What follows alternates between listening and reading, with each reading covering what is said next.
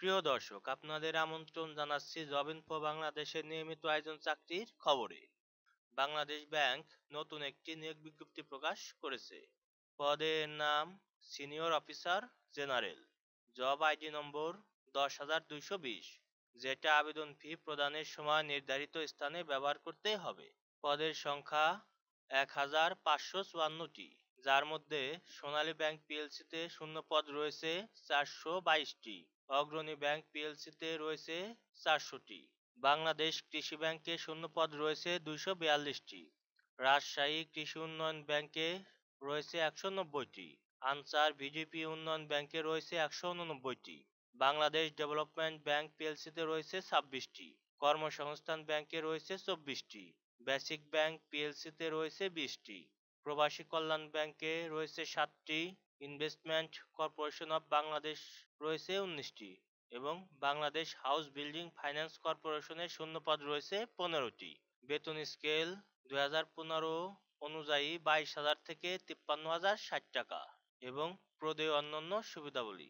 শিক্ষাগত যোগ্যতা: স্বীকৃত বিশ্ববিদ্যালয় হতে যে কোনো বিষয়ে মাস্টার্স ডিগ্রি অথবা 4 বছর মেয়াদী অনার্স ডিগ্রি থাকতে হবে।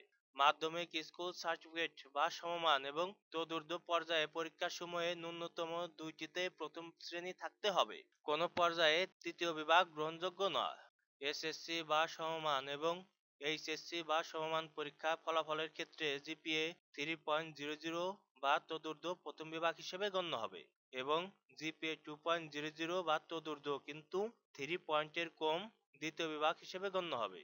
অনুমোদিত বিশ্ববিদ্যালয়ের কর্তৃক প্রদত্ত সিজিপিএ এর ক্ষেত্রে জিপিএ 4 পয়েন্ট স্কেলে 3.00 বা তদূর্ধ্ব প্রথম বিভাগ হিসেবে গণ্য হবে এবং 2.25 বা তদূর্ধ্ব কিন্তু 3 পয়েন্টের কম দ্বিতীয় বিভাগ হিসেবে গণ্য হবে।